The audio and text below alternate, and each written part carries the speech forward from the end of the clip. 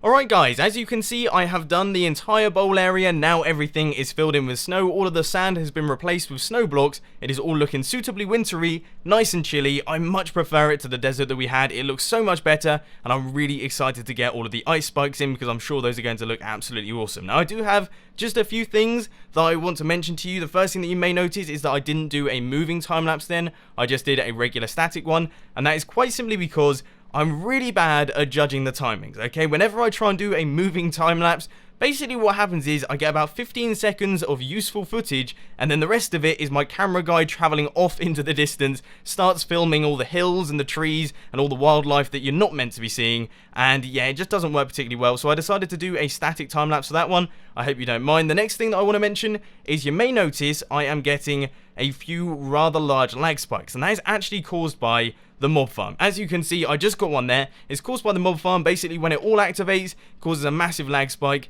and I think we're going to need to sort that out because it really is very annoying for general playing. So I think we're going to have to add in an on and off switch, which will be a fun little redstone project. Next up on the to speak about list, the sea lanterns. Some of you have been complaining that they don't really fit in with the rest of the build. Do not worry, because they are going to be going. These are a temporary solution. I ran out of torches, so I decided to place down the sea lanterns. I think they look okay, but like I say, we are going to be getting rid of them, so don't worry about that. And finally, if we just turn around here, you may notice we have got ourselves a very large stone brick statue. Now, some of you may have noticed this and started wondering, have I started using stone bricks again? Do not worry, I haven't gone back to my old ways. This is actually from False Symmetry. This is a false security agent, and I have to say, you know, false, the name of your business. It might need a little bit of work because false security doesn't exactly fill me with trust that I'm not going to be robbed or burgled, but of course we are going to be keeping this guy for the minute because I want to try and avoid being robbed and burgled. It's never particularly good, and apparently this guy will help out just fine. So I think that's enough nattering from me. Now we're going to crack on and try and get some of that compressed ice, but one thing that has happened is my Silk Touch pickaxe has run out, and that means that we are going to have to do a little bit of combining of pickaxes, but I don't have enough levels, so we're over here in the end by the ender, ready to kill a few of these endermen. Now, a lot of you guys were complaining that I was using this wrong the other day. I actually wanted to conserve TNT, but now I'm going to show you it in action, so all you have to do is light this bad boy. It is now in the water. We'll stand back, and boom! Did you see that? How glorious is that as a design? Because the TNT is in the water, of course it doesn't blow anything up, it just causes damage to all of the endermen, and as you can see, it does a fantastic job at killing all of them at once. We get all of that glorious XP, and now we can do a little bit of enchanting.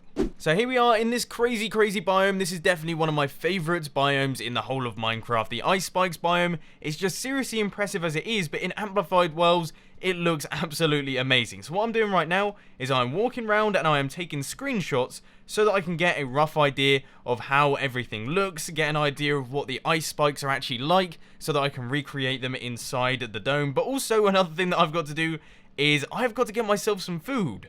The track here was a lot longer than I remember. I used up most of my steak, which means that if we were to head back right now, we would probably die, and that's not a particularly good situation to be in. So yeah, it doesn't look like there's much life about. I might be in trouble here. On the one hand, I have managed to gather up myself a ton of compressed ice, so we have got plenty of the stuff. That is absolutely fine, but on the other hand, the food front is not looking good. It really isn't looking good. I am going through the beef faster than I am gathering up any other types of food. So far, I have managed to achieve 3 bits of rotten flesh, which, well, let's face it, that's not going to do it, is it? We're not going to be able to get back on 3 bits of rotten flesh, so this is a little bit worrying. Now, there's a chicken over there. That is brilliant.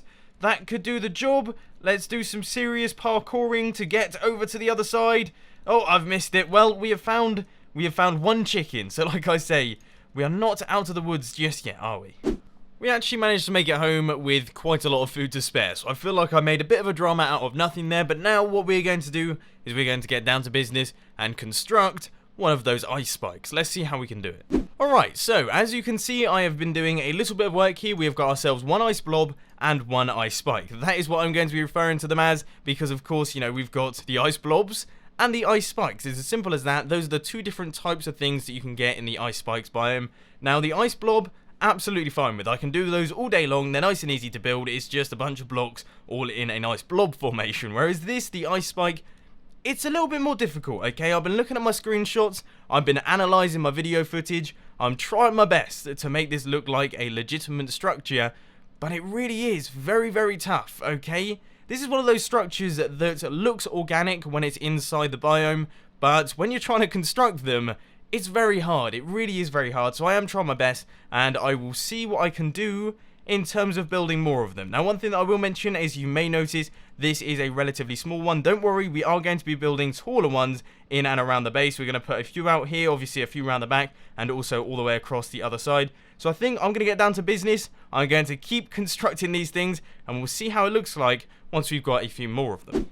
Further progress has been made on our ice spike biome. As you can see, we have got a handful of ice blobs and a handful of ice spikes. I believe we've got 3 ice spikes in total. And you know what? I would say I've got gradually better. So this one was pretty rubbish. This one is okay, but it's a little bit on the square side. And then this one out the back actually looks like it's been generated by the Minecraft world, which is of course what I'm going for. So I'm very, very happy with that one. But anyway, if we just head outside the base, this is really what matters, okay? If it actually looks good from out here, because when you're on the inside, you're not actually going to be able to see many of these because all the chests are in the way. But yes, that looks awesome. Doesn't that look great? That looks so cool. You know what that reminds me of? Has anyone ever seen the film Narnia? I read the book Narnia when I was much younger, but in the film Narnia, the Ice Palace, that's sort of what I'm going for here, I guess you could say. And you know what?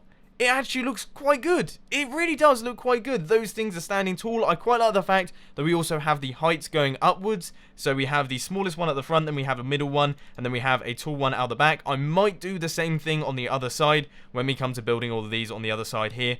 But yeah, I am pleasantly surprised with that one. I wasn't expecting it to work quite so well. I'm very happy with this. What do you guys think to that? Let me know down in the comment section. You know what? Instead of doing the same old progress updates, how about we do another third-person time-lapse? I know, we've already done a third-person time-lapse in today's episode, but it's good to vary things up, and I think you guys will find this one a little bit more interesting than me talking on and on about how I've made a generic-looking ice spike. So anyway, let's crack on, and I'll get my camera count ready.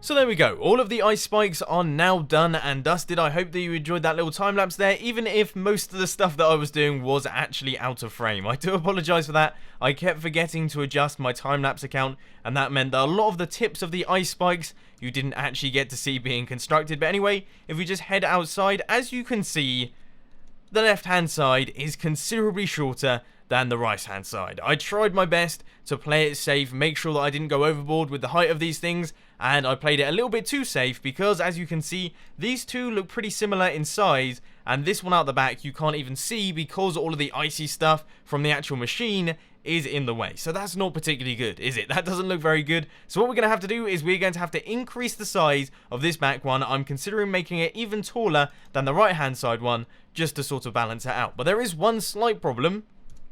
That's how much compressed ice we have left.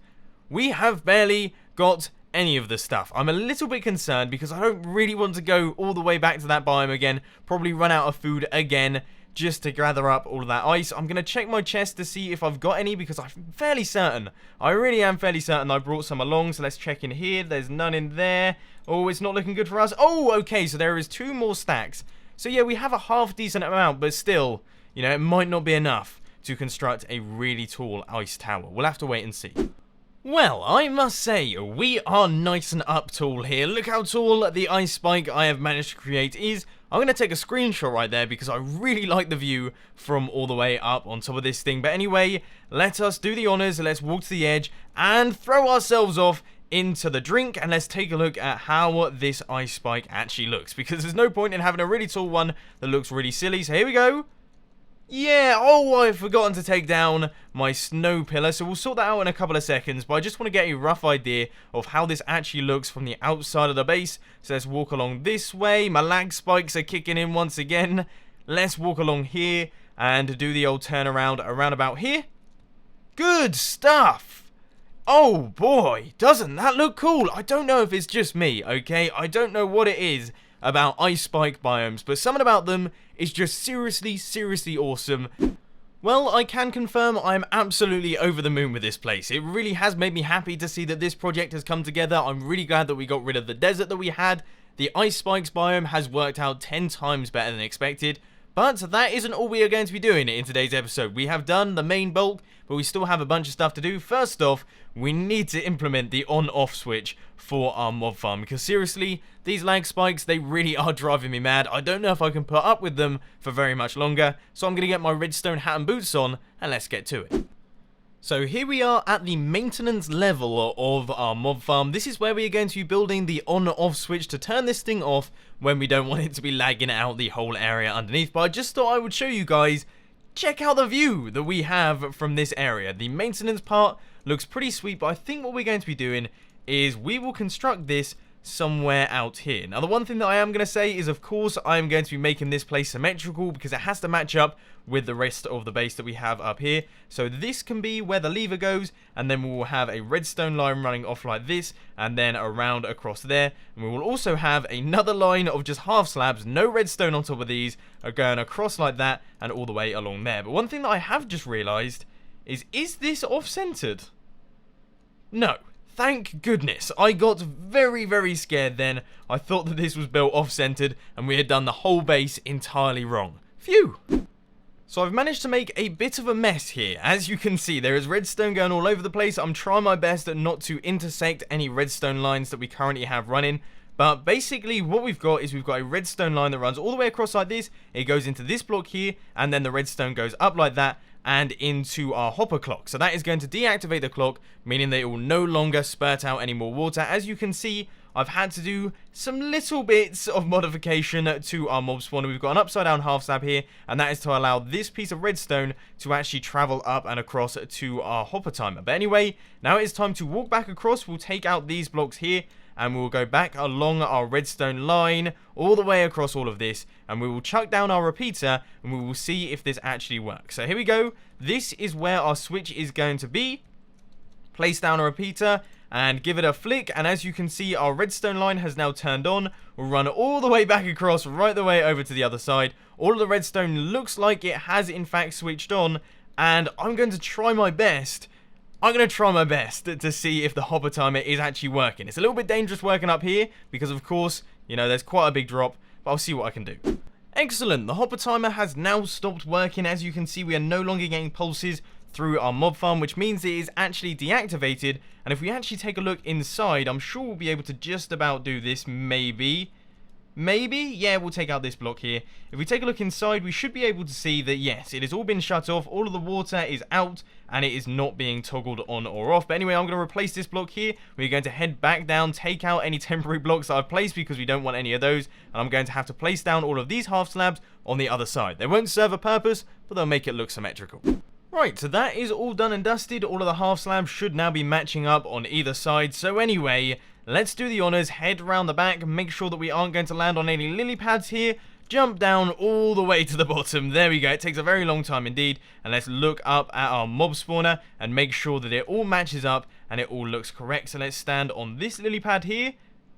Yeah, that actually looks quite good. I really like the way those slabs actually frame the exit of the mob farm. That looks good. That's actually an improvement, which is nice. And we have also, of course, turned off our mob spawner, which means we aren't getting any of those painful lag spikes that are occurring. And it's now a lot more playable inside our little dome area that we have here. The bowl is now working perfectly. But now, one thing that we do have to do, one last thing that we're going to be doing in today's episode is, you may notice, all of this stuff here, all of the stuff made out of iron, is floating, okay? And if you've been watching my channel for a while, you will know that I really don't like floating things. I love things in Minecraft to abide the laws of gravity. If they don't, I personally think they look just a little bit silly.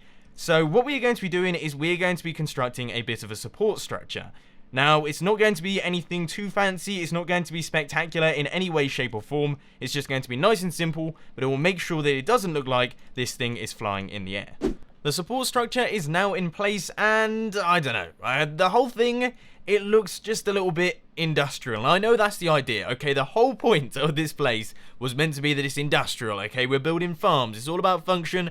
I originally said when I built this place that I wasn't going to spend any time whatsoever on decorating it. I know, I lied a bit there because we spent an awful lot of time decorating this place. We built the entire dome area, we built all of this stuff that isn't entirely necessary, but my original plan with this build was to make it industrial. The reason that we used iron is because that was our most available resource. The reason that we use sea lanterns is because they are renewable sources of light. They come in block form instead of torches, which is pretty nice, and the reason that we use glass is just because I don't know why we used glass in the end, but I think it's just because it ended up looking fairly cool with the build that we did. But gradually, what we've done with this build is we've transferred it from being just about the function, all about getting as many drops as possible, into function and fashion at the same time. All of this works perfectly, okay? We have got ourselves a fantastic hostile mob farm. It produces loads of mobs, we get all the drops, they all fall down into our sorting system, all of them are sorted out, and they all go into the chests. Lovely stuff. But what we have also added in is we have added in some extra bits. We've got these ice towers now. We have the entire circle going right the way around the bottom. That wasn't originally my plan, but it ended up being 10 times better than expected. I'm really glad that we actually put in the hours and we got to all of this place looking good, because I'm very, very proud of this project. But sadly, I actually think it's come to an end. We have done pretty much as we can do with this area now. We have built everything that I wanted to. We have got it all looking pretty nice, and if we take a look at it from back here in the night, all lit up, I'm very happy with that, okay? I really am happy with that. I'm glad that we've spent a solid number of episodes doing all of this, making sure that it's all working good and proper, and I hope that you've enjoyed watching it as much as I've enjoyed building it. But anyway, ladies and gentlemen, that is all I've got time for today. I hope you enjoyed this video. If you did, please be sure to hit that like button, and if you really loved it, then make sure to subscribe. But thanks for watching, guys. This has been Mumbo, and I'm out. I'll see you later.